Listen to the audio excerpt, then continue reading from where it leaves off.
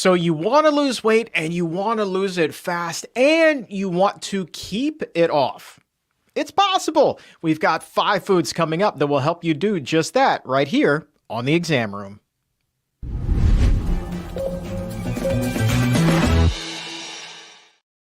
It seems like every year on January 1st, half of the entire world goes on a diet. But there's nothing new about this whole idea about getting fit. The New Year, New You traces back well over a century, and it seems like we have been willing for just as long to do anything to lose those unwanted pounds. Back in the 1920s, there was the cigarette diet where people puffed away to lose weight. A decade later, checkout aisles were lighting up with people buying citrus as part of the grapefruit diet craze. And somewhere between then and now, we have had the drinking man's diet, the cookie diet, the cabbage diet, and God only knows what else. But luckily, we have come a long way, my friends, when it comes to losing weight. And my guest today says it's time that we stop worrying about all of those fads and just focusing on healthy food instead. And he's got 5 of his best for losing weight and keeping it off to turn your weight loss dreams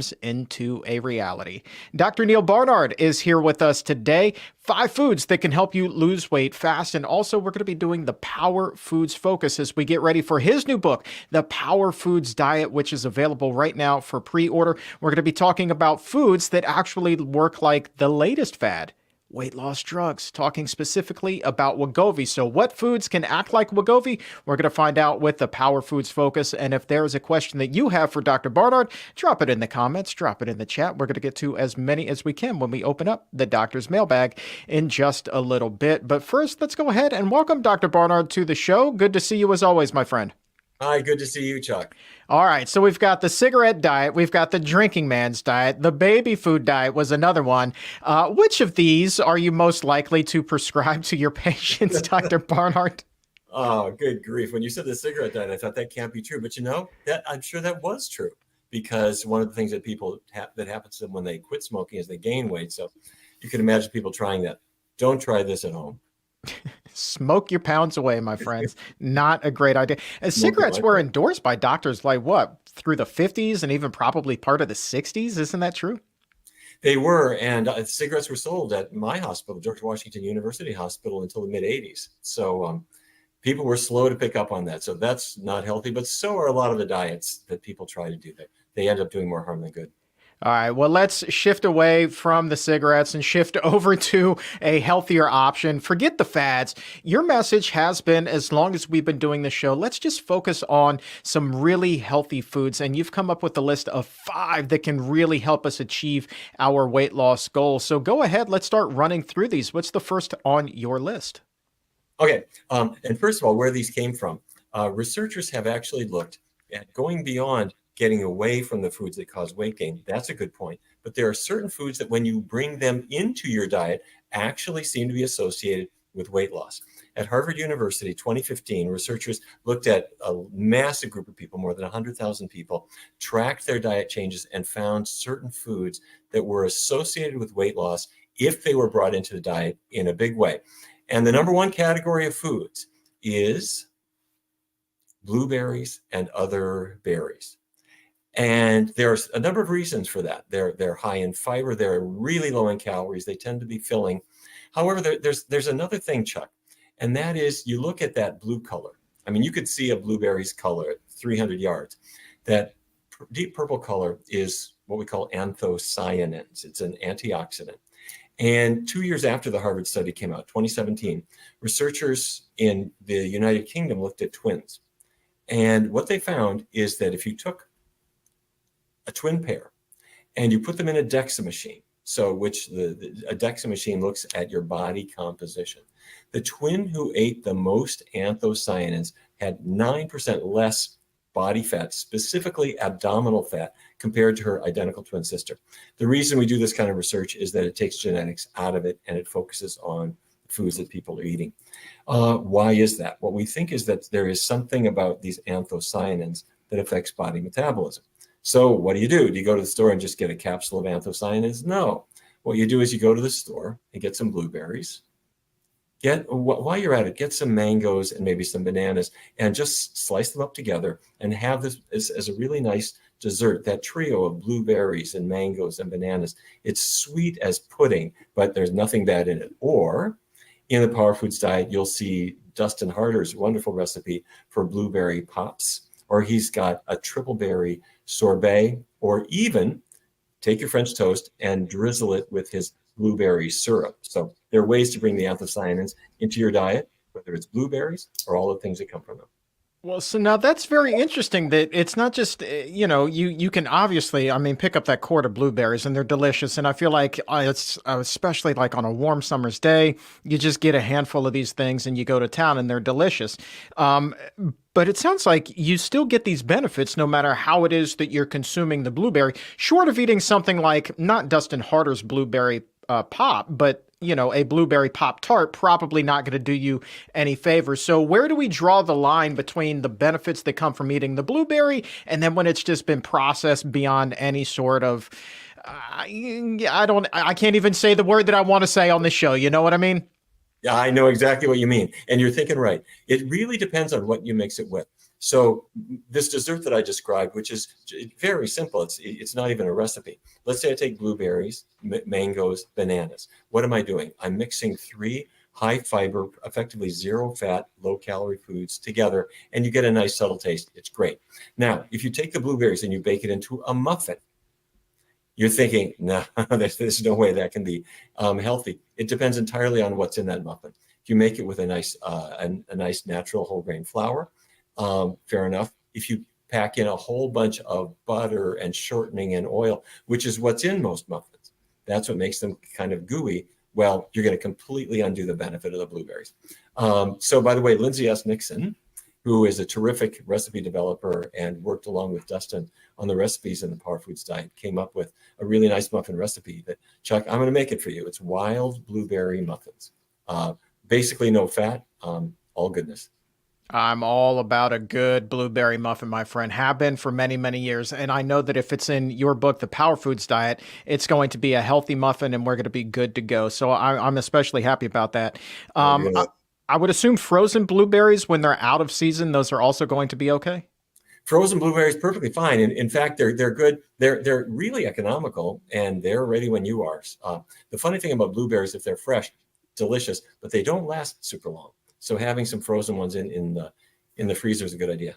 And just to kind of clean things up here a little bit, I also want to go ahead and ask you whether or not other berries, we're focusing on blueberries, but strawberries, raspberries, blackberries, would they also give us some sort of benefit here?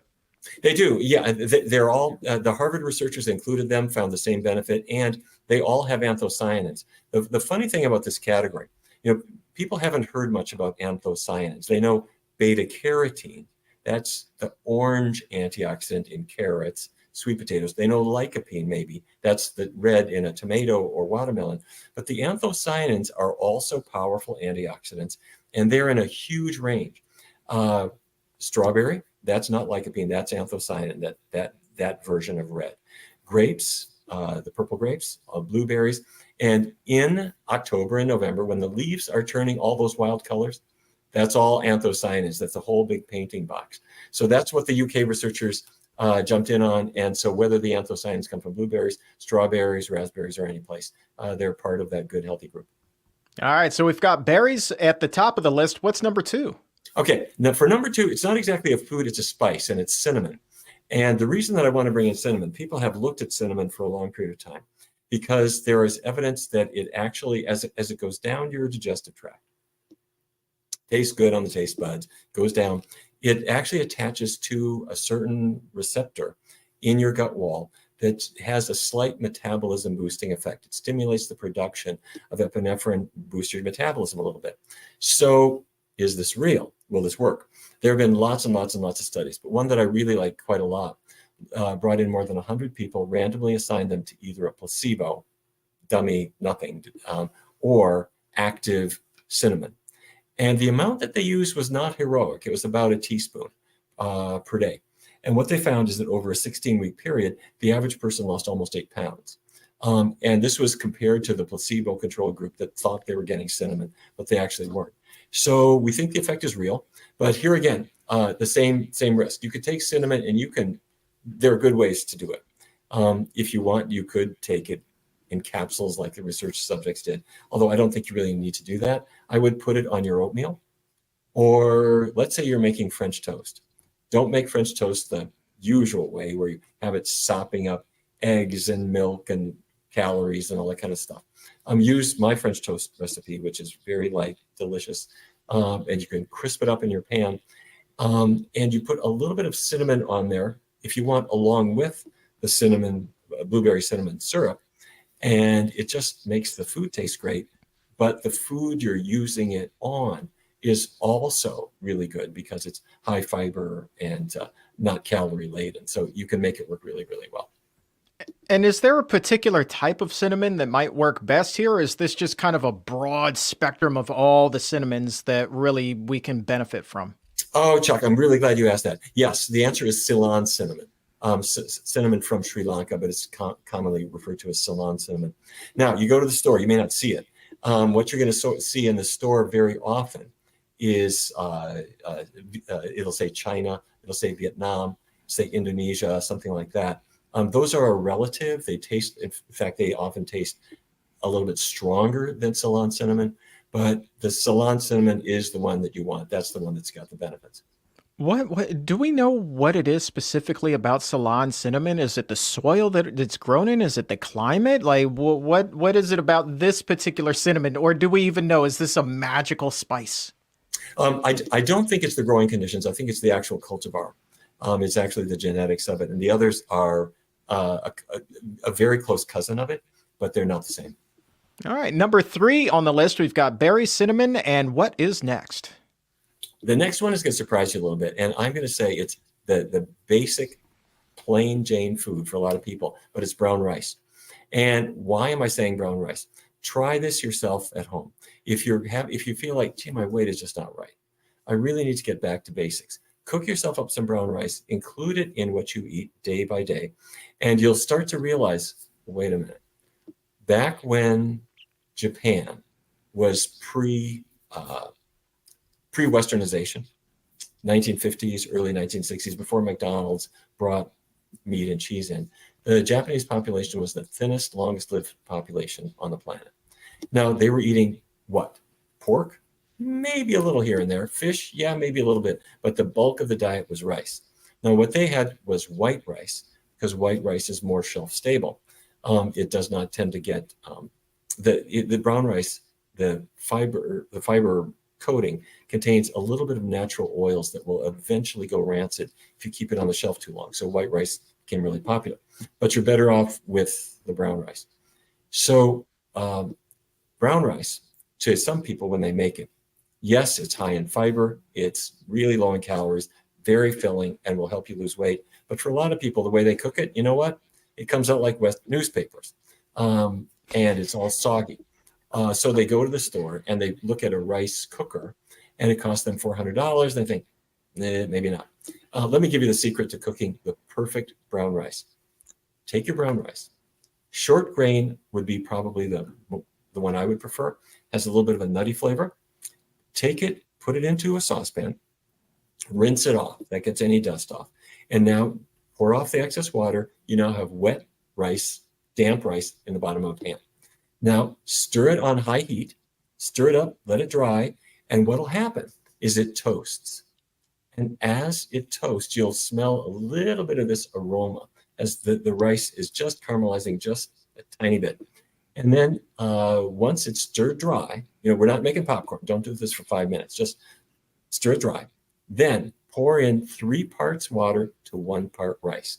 You heard me right. Most people make rice 2 parts water, 1 part rice. Put the lid on, wait till all the water's gone. We're not doing that.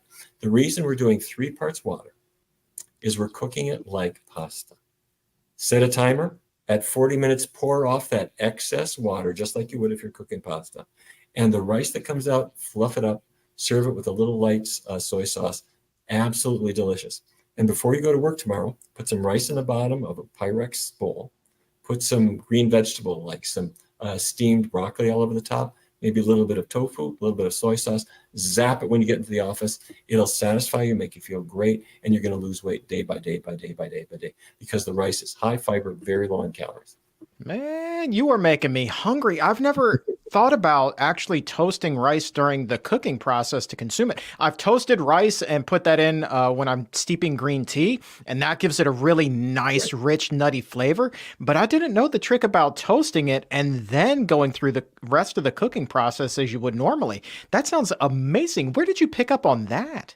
I have tried to remember where I learned this. I am sure it was from a macrobiotic chef probably 30 years ago, but I've made it that way ever since. And for all the people who feel like brown rice just doesn't do it for them, this trick will get you. Well, Oh, by cool. the way, also, once you're done, if you want to put a little sesame on top, you can. Or there's a product called gomasio, which can be some sesame seeds, a little bit of salt, a little bit of crushed seaweed. Just a little smidgen on there gives it a little extra flavor. You've just turned one of the most simple foods in the entire world into a gourmet delicacy, my friend. Well done. Bravo. And also hats off to the person who taught you about this in the first place. A round of applause for that person. A You bet. plus. Okay. By the way, a lot of people say, well, no, no, no, no, no, no, no, no. You guys are supposed to be talking about weight loss today, and rice is carb, carb, carb, carb, carb. Can't be doing that. You're saying in this case, and based off of previous episodes, fear not the carb, my friend. The carb can be your friend depending on how that carb is packaged, correct? That is so important to understand because the lowest calorie food, apart from water, which has 0 calories, but apart from that, the lowest calorie part of what you eat is fiber. Fiber has 0 or very close to 0 calories, depending on which type it is. Maybe 2 calories per gram, but not more than that. Then carbohydrate comes next at 4. Protein also has 4, but fat has 9 calories per gram. So when you go down to something like brown rice, which is a mixture of fiber and healthy complex carbohydrate, you just can't do better than that. And it fills you up. It gives your body the energy that it needs, and it helps keep you thin. And I go back to Asia. Asian countries, when they were eating a rice-based diet, did not have weight problems. But with economics and changes in culture, when the pork and the cheese and the milk and the ice cream come in and the fat comes into the diet, that's when the weight problems start. So we're just making the clock go backward. And we are, instead of westernizing their diet, we're kind of easternizing our diet and taking advantage of it. Man, we could talk about that for many, many, many, many more hours. But let's keep rolling through this list here. We've got number 3 at brown rice. What do you have for us? Number 4 in your top 5 for weight loss. Okay, number 5, cruciferous vegetables. This is the group that includes broccoli, cauliflower, Brussels sprouts, and many others. In the Harvard list that I mentioned earlier, this was number 2 right after berries. And the cruciferous vegetables stand out from all green vegetables are good, but the cruciferous vegetables stand out for a couple of reasons. One is that they have a specific anti-cancer effect that you get in addition to their weight loss effect. The anti-cancer effect comes from a natural compound called sulforaphane, which is in the broccoli or Brussels sprouts. And if you eat the broccoli today, by tomorrow and the next day, your liver is making more phase 2 enzymes that are detoxifying enzymes. It is that fast. But the weight loss effect comes from a real no-brainer thing. A serving of broccoli, about 5 grams of fiber. Okay, fills you up, makes you feel satisfied. How many calories? 55. If it's asparagus, a little bit less fiber, maybe 40, maybe 4 grams of fiber in a serving. How many calories? All of about 40, something like that. So these are the foods that have practically no calories, but they are very filling. The funny secret that broccoli doesn't really brag about, but it should, is protein. If a person ate nothing but broccoli all day, let's say you're eating 2,000 calories a day, and all you ate was broccoli, not that you'd ever do this, but you would have well over 100 grams of protein a day just from that alone. So the per calorie basis, the cruciferous vegetables, very high in protein, very high in fiber, very filling, make you feel terrific. The big problem we have with these is, particularly for a lot of kids who are teenagers, they're afraid of broccoli. So the way to make broccoli really delectable is go to the store. I know you know about this. You get some Bragg's aminos. It comes in a little spray bottle. It's like soy sauce, but a little sweeter. And you steam up the broccoli, spray on the brags, delicious. Or take a lemon or a lime, cut it up, roll it before you cut it, roll it on the surface of your counter so that it kind of breaks up the membranes, and that liberates the juice. Put the lemon juice all over the steamed broccoli. The combination of the bitterness of the broccoli and the sourness of the lemon juice combines beautifully. You can do the same thing with seasoned rice vinegar. Makes it like candy. You know, I'm getting the impression, and I know that when you write your books, you have very talented people assist in creating the recipes for them. But I'm telling you, if you ever considered creating Dr. Barnard's cookbook, where it is your recipes exclusively, my friend, based off of what you said the past 20 minutes and 51 seconds, I think that you could have yourself another best-selling book, my friend. I'm just saying, it all sounds so good.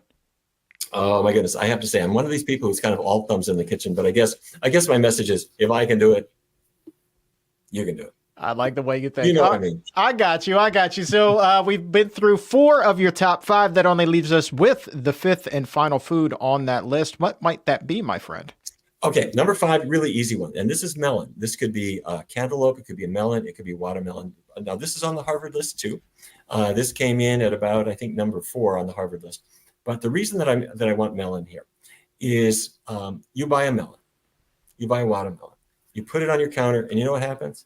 You got a melon on your counter. Nothing happens. Nobody eats it. But what you do instead is you slice it open, cut it into bite-sized pieces, put it in a little bowl, little glass bowl, put it inside your refrigerator. And what you'll discover is that when your family members come around and they open the refrigerator door like a museum, you know what I mean? What's in here? Because it's already cut up and it's already bite-sized. They grab a whole bunch, put it on a plate, and it disappears in no time. The beauty of that is it's not a high-calorie junk food snack. It's a healthy snack.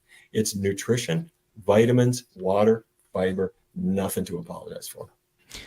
You get a melon, you put it on the counter. What happens? It stays on the counter. So true. I mean, there has never been a wiser statement. The fact, though, that that really works for virtually all melons is pretty promising. And the thing that just I've learned in my experience now keeping weight off for well over a decade is that, look, don't force yourself to eat a food that you don't like the taste of, because that is going to derail your success. There's only so many times you can eat that before you say enough is enough.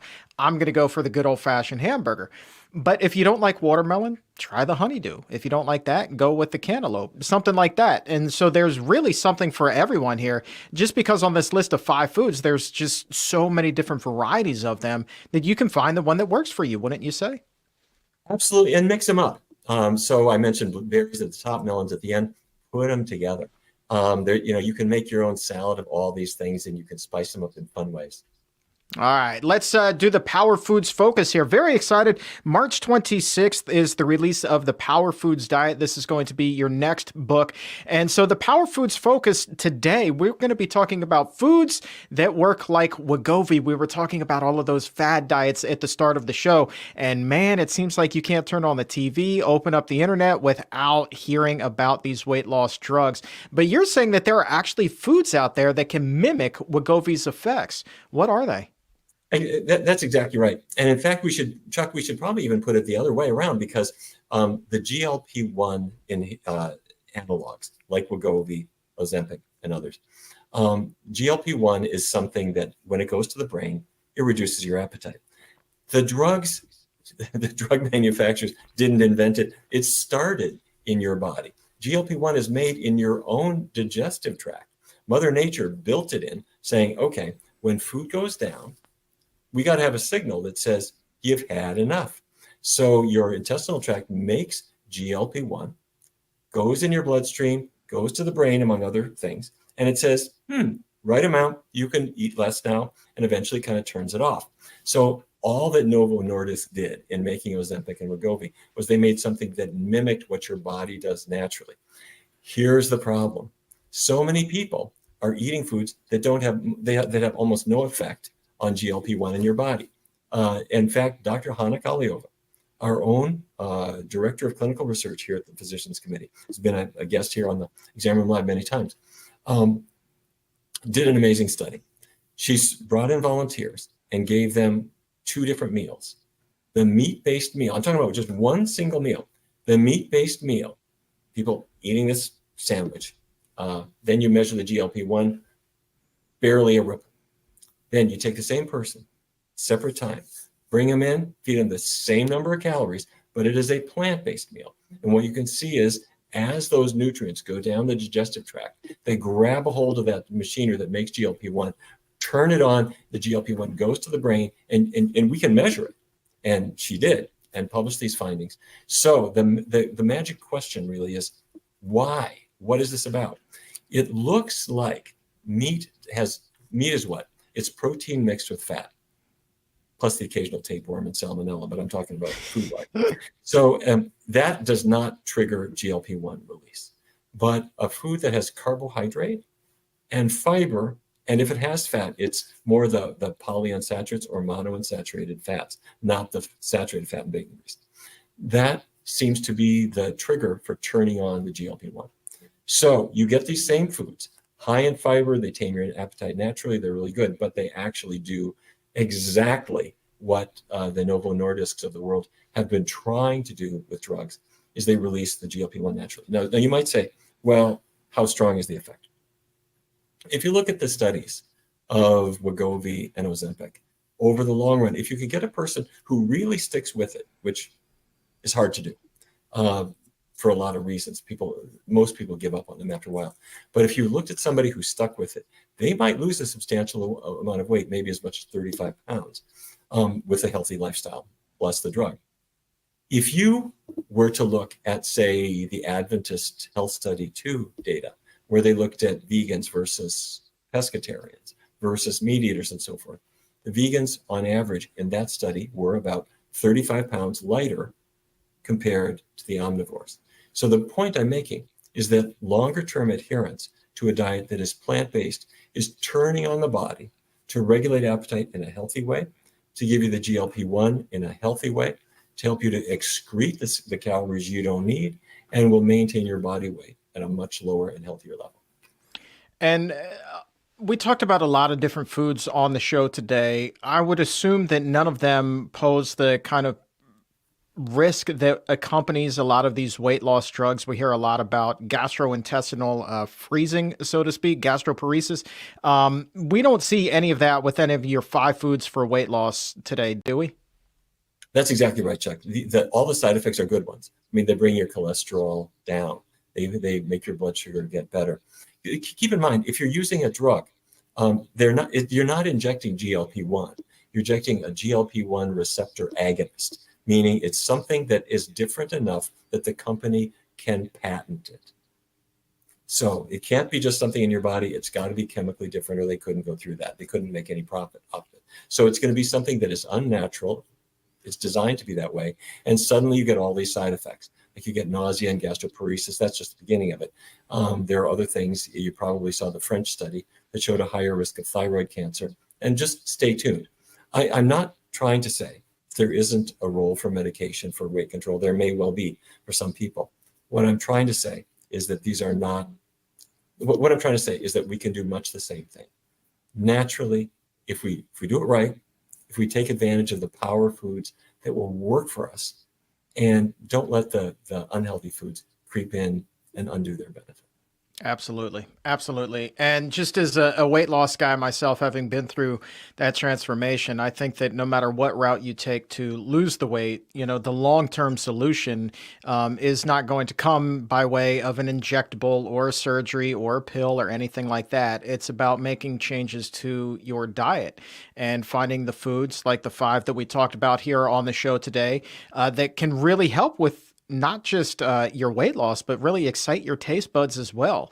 And so once you're able to replace the unhealthy things that you're eating currently with the foods that we've been talking about and foods that you enjoy that are also healthy, you're going to be in really good shape. And I promise you, no matter how it is that you get started on your weight loss journey, as a guy who has kept 280 pounds off now for 14 years, there's just no escaping the fact that there is no magical solution for this other than changing your diet. But The good news is, as is proven, you were talking about blueberry muffins, for goodness sakes, in your book. So you're still going to be able to eat a lot of the things that you have been enjoying your entire life. It's just a matter of making them healthier. Simple as that, Dr. Barnard.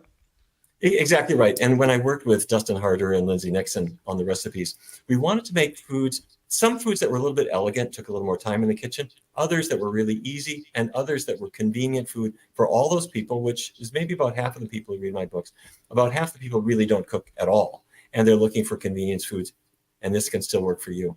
But Chuck, let me tell you something. I think my most important benefit here is I'm hoping that people will find ways to tackle their own weight issues so that they're not hurting themselves with diets that promise a lot of things or with side effects and expense from drugs, but also so that we're taking into our lives healthy food habits that we can share with other people around us, including our children or younger people in our homes, because otherwise they're growing up into a world that's really going to beat them up a little bit when it comes to weight issues. And I think there are ways to deal with it more humanely. Absolutely. And we're going to be talking more about that in an upcoming episode. But if you would like to take the time right now to pre-order your copy of the Power Foods Diet, there's a link to do that right now in the show description or in the episode notes. And then also, Dr. Barnard, I mean, the perfect place to bring those muffins, if at all possible, would be to the National Press Club on March 26th, the day that the book is released, because you, me, Dustin Harder, a whole bunch of people were going to get together and have a big old party for that release. I can't wait. Fill us in a little bit more about what might be happening that night at the National Press Club. It's going to be really exciting. We're going to talk about the things that we've been touching on here in more detail. We're going to show you a whole range of wonderful foods that biologically affect the body in the best possible way to speed weight loss, to make it permanent. But then we're going to show you what Dustin and the other magicians that we work with have done in the kitchen to make them absolutely delectable. So it's going to be a really fun evening. And Chuck, I'm delighted that you're going to be leading the whole thing. It's going to be at the National Press Club, which you know well. Such a wonderful historic place here in downtown Washington, a stone's throw from the White House. Beautiful room, and we're going to fill it and have a party. Absolutely. So stay tuned. Ticket details going to be announced very, very soon, I promise you. And if you're an exam room VIP, you may be the first to know about it. It's absolutely free to sign up for that. That is our exclusive club for exam roomies who really love taking their health IQ to the next level. Head over to pcrm.org/examroomvip to sign up today. Plus, we're going to have exclusive live virtual events in conjunction with the release of the book. You're going to get early access to select episodes of the show, a whole lot of perks there, absolutely for free, and does us a whole heap of good to support our mission at the Physicians Committee of making the world a healthier and more compassionate place as well. So pcrm.org/examroomvip to sign up, and there's a link to that as well in the episode notes too. So Dr. Barnard, this may be the first time in the history of the Exam Room Live that we haven't gotten the opportunity to open up the doctor's mailbag. I know that there are a lot of questions that came in today, but have no fear. What I would love to do is save these, and then we will bring them up in another episode, because I feel like there's so much more that we could talk about here when it comes to weight loss. I'm looking forward to it. All right, Dr. Barnard, appreciate your time helping us raise our health IQs. I also want to take a moment to thank the Gregory J. Reiter Memorial Fund for their continued support of the Exam Room Podcast and the Physicians Committee. And the cool thing about the Gregory J. Reiter Memorial Fund is that they carry on the love that Greg had for animals by promoting plant-based health and working to end animal abuse, while also emphasizing programs that promote systemic change and benefit us as human beings. And you can visit them online right now at gregoryreiterfund.org. That's Gregory Reiter, spelled R-E-I-T-E-R, fund.org. You see that right there? There it is, right there in the episode notes as well. And so if you give them a follow on social media, sign up for the newsletter. We would greatly appreciate that. And thank you, Allison and the team at the Reiter Fund, for all of your continued support. On behalf of everybody here at the Physicians Committee, I am the weight loss champion, Chuck Carroll. We will talk to you again very, very soon. But until then, keep it plant-based.